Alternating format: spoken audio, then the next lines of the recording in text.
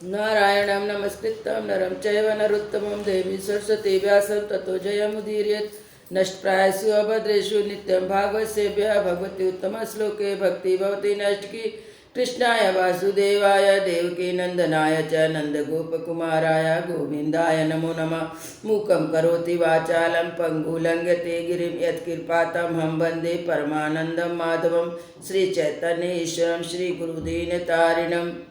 श्रीमद्भागवत पुराण स्कंद 8 अध्याय 8। समुद्र से अमृत का प्रकट होना और भगवान का मोहिनी अवतार धारण करना। श्री सुखदेव जी कहते हैं, इस प्रकार जब भगवान शंकर ने विष पी लिया तब देवता और असुरों को बड़ी प्रसन्नता हुई। वे फिर नए उत्साह से समुद्र मथने लगे। तब समुद्र से कामधेनु प्रकट हुई। वह अग्निहोत्र की सामग्री उत्पन्न करने वाली थी, इसलिए ब्रह्मलोक तक पहुँचाने वाले यज्ञ के लिए उपयोगी पवित्र घी दूध और प्राप्त करने के लिए ब्रह्मवादी ऋषियों ने उसे ग्रहण किया। इसके बाद उच्च श्रवा नाम का एक घोड़ा निकला। वह चंद्रमा के समान श्वेत वर्ण का था। बलि ने उसे लेने की इच्छा प्रकट की। इंद्र ने भी उसे नहीं चाहा, क्योंकि भगवान ने उसे पहले ही सिखा दिया रखा था कि तदंतर ऐरावत नामक श्रेष्ठ हाथी निकला। बड़े बड़े 4 दांत थे और उज्ज्वल कैलाश की शोभा को भी मात करते थे। तत्पश्चात कौस्तुभ नामक पद्मराग मणि समुद्र से निकली। उस मणि को अपने हृदय में धारण करने के लिए भगवान ने लेना चाहा। परीक्षित, इसके बाद स्वर्लोक की शोभा बढ़ाने वाला कल्प वृक्ष निकला। वह याचकों की इच्छा उनकी इच्छित वस्तु देकर वैसे ही पूर्ण करता रहता है जैसे पृथ्वी पर तुम सबकी इच्छाएं पूर्ण करते हो। तत्पश्चात अप्सराएं प्रकट हुई। वे सुंदर वस्त्रों से सुसज्जित एवं गले में स्वर्णहार पहने हुए थी।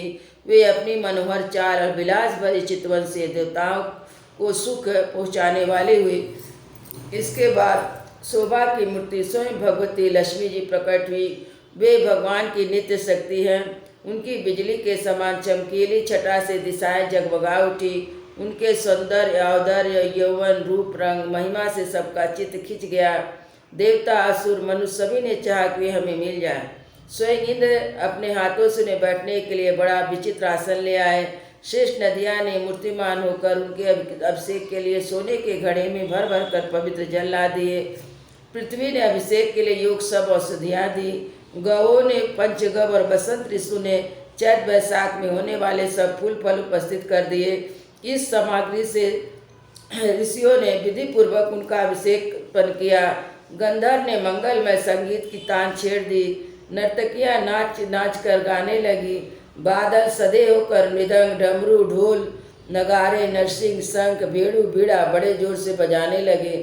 तब भगवती लक्ष्मी देवी हाथ में कमल लेकर सिंहासन पर विराजमान हो गई। दिग्गजों ने जल से भरे कलश से उनको स्नान कराया। उस समय ब्राह्मणगण वेद मंत्रों का पाठ कर रहे थे।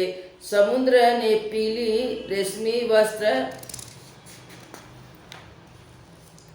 उनको पहनने के लिए दे। वरुण ने ऐसी वैजयंती माला अर्पित की जिसकी मधुमय सुगंध से भौरे मतवाले हो रहे थे। प्रजापति विश्वकर्मा ने भांति भांति के गहने, सरस्वती ने मोतियों का हार, ब्रह्मा जी ने कमल और नागों ने 2 कुंडल समर्पित किए। इसके बाद लक्ष्मी जी ब्राह्मणों के सस्ते पाठ कर चुकने पर अपने हाथ में कमल की माला लेकर उसे सर्वगुण संपन्न पुरुष के गले में डालने चली। माला के आसपास उनकी सुगंध से मतवाले हुए भौरे गुंजार कर रहे थे। उस समय लक्ष्मी जी के मुख की शोभा अवर्णनीय हो रही थी। सुंदर कपोलों पर कुंडल लटक रहे थे। लक्ष्मी जी कुछ लज्जा के साथ साथ मुस्कुरा रही थी। उनकी कमर बहुत पतली थी। दोनों स्तन बिल्कुल सटे और सुंदर थे। उन पर चंदन और केसर का लेप किया हुआ था। जब वे इधर उधर चलती तो उनके पाजेब से बड़ी मधुर झंकार निकलती थी। ऐसा जान पड़ता था मानो कोई सोने की लता इधर उधर घूम रही है। वे चाहती थी कि मुझे कोई निर्दोष और समस्त गुणों से युक्त नित्य उत्तमनाशी पुरुष मिले, मैं उसे अपना आश्रय बनाऊं और वरण करूं। परंतु गंधर्व यक्ष असुर सिद्ध चारण देवता आदि में कोई भी पुरुष वैसा ना मिला। वे मन मन सोचने लगी, कोई तपस्वी तो है, परंतु उन्होंने क्रोध पर विजय नहीं प्राप्त की। किन्हीं में ज्ञान तो है, परंतु वे पूरे अनासक्त नहीं हैं। कोई कोई तो हैं जो बड़े महत्वशाली हैं, परंतु ये काम को नहीं जीत सके हैं। किन्हीं में ऐश्वर्य भी बहुत है, परंतु ऐश्वर्य किस काम का जब दूसरों का आश्रय लेना पड़ता है। किसी में धर्माचरण तो है, परंतु प्राणियों के प्रति वे प्रेम पूर्वक बर्ताव नहीं करते। त्याग तो है, परंतु केवल त्याग ही तो मुक्ति का कारण नहीं है। किन्हीं किन्हीं में वीरता तो अवश्य है, परंतु वे भी काल के पंजे से बाहर नहीं है। अवश्य कुछ महात्माओं में विशेष शक्ति नहीं है, परंतु वे भी तो निरंतर अद्वैत समाधि में ही तल्लीन रहते हैं। किसी किसी ऋषि ने वह आयु तो बहुत लंबी प्राप्त कर ली है, परंतु उनका शील मंगल मेरे योग्य नहीं है। लक्ष्मी जी सोच रही है, किंतु शील मंगल भी है, परंतु उनकी आयु का कुछ ठिकाना नहीं है। अवश्य इन्हीं दोनों ही बातें हैं, परंतु अमंगल भेष में रहते हैं। परंतु एक भगवान विष्णु हैं, जिनमें सभी मंगलमय गुण नित्य निवास करते हैं, परंतु ये मुझे चाहते ही नहीं। इस प्रकार सोच विचार कर अंत में श्री लक्ष्मी जी ने अपने चिर अभिष्ट भगवान को ही वर के रूप में चुना, क्योंकि उनमें समस्त सद्गुण नित्य निवास करते थे। प्राकृत गुण उनका स्पर्श नहीं कर सकते थे। अणिमा आदि समस्त गुण उनको चाहा करते हैं, परंतु वे किसी की भी अपेक्षा नहीं रखते।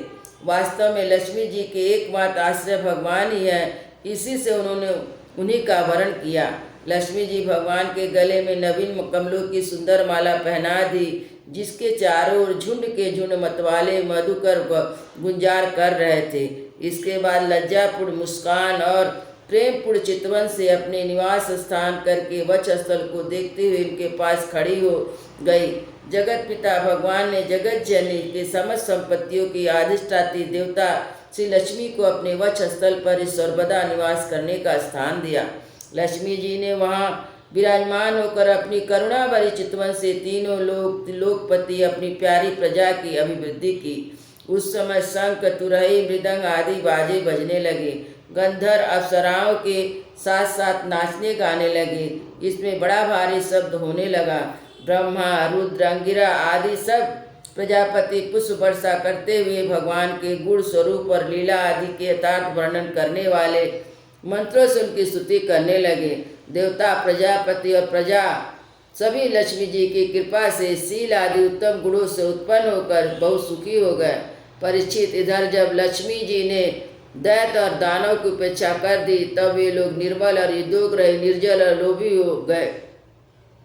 इसके बाद समुद्र मंथन करने पर कमल नयनी कन्या के रूप में वारुणी देवी प्रकट हुई। भगवान की अनुमति से दैत्यों ने उन्हें ले लिया। तदंतर महाराज देवता और असुरों ने अमृत की इच्छा से जब और भी समुद्र मंथन किया, तब उनमें से एक अत्यंत अलौकिक पुरुष प्रकट हुआ।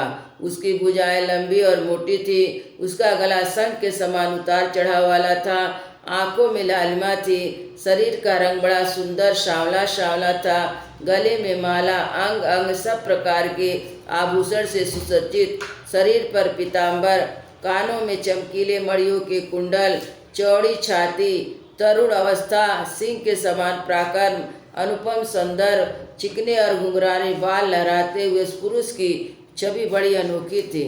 उसके हाथों में कंगन, अमृत से भरा हुआ कलश था।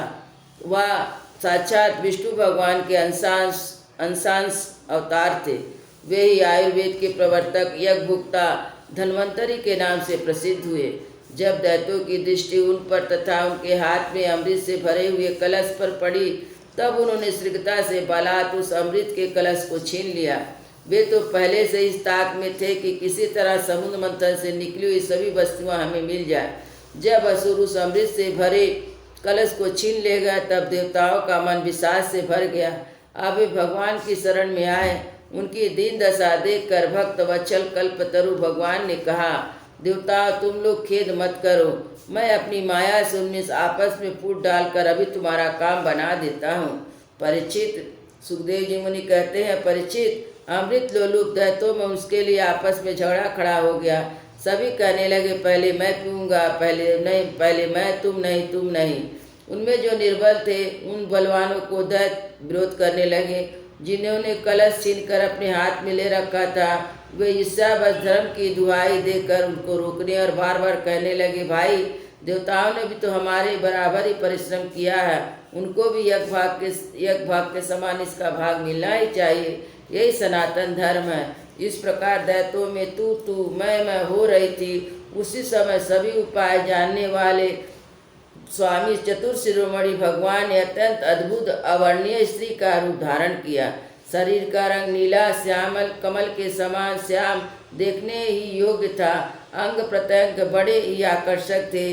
दोनों कान बाहर और कर्पूर से सुशोभित थे।